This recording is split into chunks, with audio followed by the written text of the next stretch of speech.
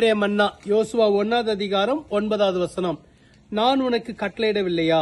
பலங்கொண்டு திடமனதாயிரு, திகையாதே, கலங்காதே, நீ போகும் இடமெல்லாம் உன் தேவனாய கர்த்தர் உன்னோடே இருக்கிறார் என்றார். யோசுவாவுக்கு கர்த்தர் சொன்ன வார்த்தை இந்த வசனத்துல சொல்லப்பட்ட, நீ போகும் இடமெல்லாம் உன் தேவனாய கர்த்தர் உன்னோடே கூட இருக்கிறார். இந்த வார்த்தையை சொல்லி கர்த்தர் யோசுவாவை உற்சாகப்படுத்துகிறார். பயப்படாதே என்கிறார், திகையாதே என்கிறார், கலங்காதே என்கிறார். ஏனென்றால் யோசுவா அநேக ஜனங்களை வாக்கு பண்ணப்பட்ட தேசத்துக்குள் நடத்தி கர்த்தர் கொடுத்த அந்த வாக்கு பண்ணப்பட்ட தேசத்தை சுதந்திரிக்க வேண்டும். ஆகவேதான் கர்த்தர் உற்சாகப்படுத்துகிறார். நீ போகும் இடமெல்லாம் உன் தேவனாய் கர்த்தர் உன்னோடு இருக்கிறார்.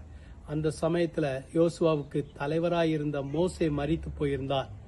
ஆனால் கர்த்தர் ஜீவனுள்ளவர், அவர் உன்னோடு கூட வருவேன் என்றார். சில நேரங்களில் நம்முடைய வாழ்க்கையில சிலரை அன்பானவர்களை நம்ம இழந்து விடுகிறோம். அவங்களால நம்மோடு கூட எல்லா பிரயாணத்திலும் இருக்க முடிவதில்லை.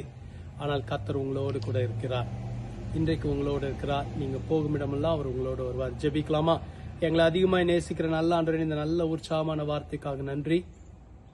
கர்த்தர் உங்களுடைய பிள்ளைகளை ஆசீர்வதியும், உங்களுடைய பிள்ளைகளை பலப்படுத்த உற்சாகப்படுத்த யோசுவாவுக்கு வாக்கு பண்ணினவர் எங்களுக்கு வாக்கு பண்ணுகிறக்கா நன்றி. போகும் இடமெல்லாம் உன் தேவனாய கர்த்தர் உன்னோடு கூட இருக்கிறார் சொன்னீங்களே, நீர் எங்களோடு கூட இருக்கிறக்காக நன்றி செலுத்துகிறோம்ப்பா. கர்த்தர் ஆசீர்வதிங்க, கர்த்தர் பலப்படுத்துங்க, கர்த்தர் உற்சாகப்படுத்துங்க. உங்களுடைய பிள்ளைகள் மீது உங்களுடைய கரம் வைக்கப்படட்டும். ஆசீர்வாதத்தின் தேவன் ஆசீர்வதிப்பீராக. அற்புதங்களை செய்ய வழிநடத்துங்க. இயேசுவின் மூலம் ஜெபிக்கிறோம் பிதா, ஆமென். கர்த்தர் உங்களோடு இருக்கிறார். ஆமென்.